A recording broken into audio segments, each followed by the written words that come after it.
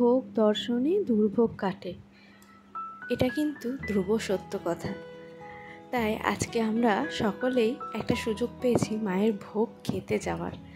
দর্শনেই যদি দুর্ভোগ কাটে, তাহলে মায়ের ভোগটা যদি গ্রহণ করি তাহলে কতটাই না শুভ ফল পাবো। তাই দেখুন, আমরা আজকে বাড়ির সকলে মিলে চলে যাচ্ছি মায়ের কাছে ভোগ খেতে। গত ব্লগে তো আপনাদের দেখিয়েছিলাম আজ মায়ের কাছে হবে ভোগ খাওয়ানো, তার জন্য সমস্ত কাটাকুটি আগের দিন বিকেল থেকেই চালু হয়ে গিয়েছিল। আর তো এটাও আপনাদের দেখিয়েছিলাম কত বড় বড় কড়াই আনা হয়েছিল ভোগ খাওয়ানোর জন্য। তাহলে একবার আন্দাজি করুন যে কত লোক সমাগম হয় এখানে, কত পুণ্যার্থী আসেন একটু ভোগের জন্য। নমস্কার, কেমন আছেন আপনারা সবাই? আশা করছি আপনারা সকলে খুব ভালো আছেন এবং সুস্থ আছেন। যারা মায়ের ভোগ গ্রহণ করতে পারলেন না, আজকে তাদের জন্যই এই ভিডিওটা নিয়ে এসেছি, যাদের ভোগ দর্শনেও তাদের দুর্ভোগ কাটে। তো এই দেখুন, আমরা এসেই এখানে ভোগ খেতে বসে গেছি। আর ভোগ মানেই তো সেটা হবে খিচুড়ি। আর এই ভোগের খিচুড়ির যে কি অপরূপ স্বাদ, সেটা কি বলবো। তো ছিল খিচুড়ি, তার সাথে পাঁচমিশালি একটি তরকারি, আর ছিল আমের চাটনি আর বোঁদে। অসম্ভব স্বাদ ছিল জানেন। আর প্রচণ্ড গরম ছিল, কিন্তু এই গরমের মধ্যেও ভোগের যে এত অপরূপ স্বাদ পেয়েছি তা বলে বোঝাতে পারবো না।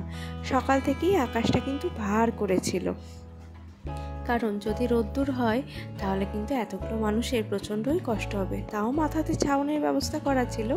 আর জানেন, আজকে বিকেল ওই 4টের থেকে মোটামুটি ওয়েদারটা এত ঠান্ডা হয়ে গেছিলো, পরে একটু বৃষ্টিও হয়েছিল।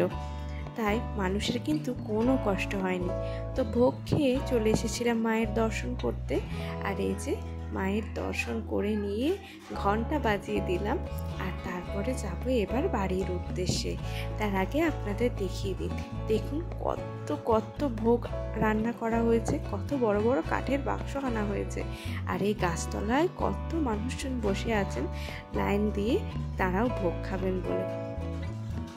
প্রচুর প্রচুর ভক্তরা এখানে আসেন, এবং কি ট্রাক্টরে করেও আসেন। প্রচুর টোটো জমা হয়েছিল রাস্তার ধারে, আর হয়েছিল অনেক ট্রাক্টর। আর যেহেতু রাস্তার ধারে ছিল, অনেক মানুষ কিন্তু এসে ভোগ খেয়ে গেছেন।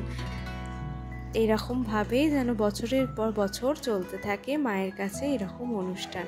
দেখুন কত লোকজন রাস্তাতেও পর্যন্ত বসে পড়েছে। আসলে মায়ের কাছে এলে কে উঁচু কে নিচু এসব ভেদাভেদ থাকে না। মায়ের কাছে প্রত্যেক সন্তানই কিন্তু সমান, তাই এখানে থাকে না কোনো রকম কোনো ভেদাভেদ। এটাই কিন্তু একটা মিলনস্থল। তাহলে চলুন, আজকের ব্লগটা এখানেই শেষ করছি। সবাই ভালো থাকবেন, সুস্থ থাকবেন। আর ব্লগটা কেমন লাগলো অবশ্যই জানাবেন, আর কমেন্ট করে অবশ্যই জয় মা কালী লিখে যাবেন। তাহলে আজকের মতন টাটা।